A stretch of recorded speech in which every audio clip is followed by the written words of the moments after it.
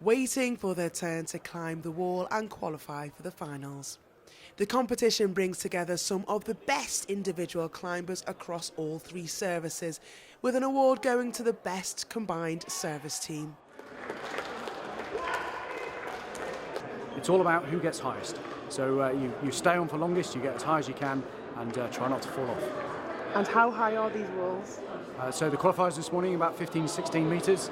This afternoon's finals on the big overhang behind me, over 20 metres high with a good 12 metres overlap. There were three categories up for grabs: the senior men, the junior men and the women, with each climb carefully recorded and marked on the level of difficulty.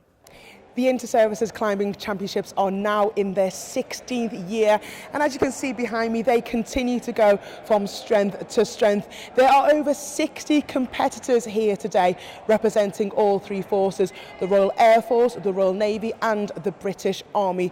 The winners of today's competitions not only get awards for their individual categories, which are seniors, juniors and women's, but they will also go on and compete in the European Military Climbing Championships. There were demanding climbs facing the competitors, as the sport is both physically and mentally challenging. And one wrong move and it's all over, with a fall on some of the walls of 20 metres.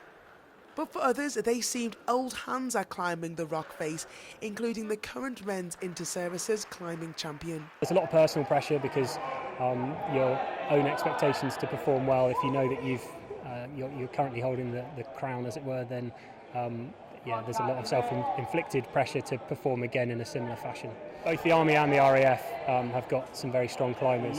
This is the first time during the climbing year that we see all three services climbing together.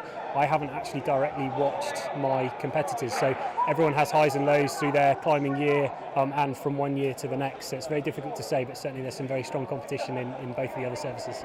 There was strong competition in both the men's and women's field, including the current RAF female champion, who took up the sport 17 years ago after going along with her brother to an indoor climbing centre. Yeah, so I won the RAF Champs this year that was also held in Sheffield. And I started doing competitions about a couple of years ago, so I've come second in the Inter-Services a couple of times. So that's why today's a really big comp for me, but I'm really proud to be the RAF champion, even if today doesn't go so well. The day ended with both Stephen and Hannah winning their respective categories, with Dan Heath winning the Junior Award. They'll now form a tri-service team for the civilian organised British Climbing Championships, followed by the European Military Championships in France in November. Jessie Phillips, Forces TV in Sheffield.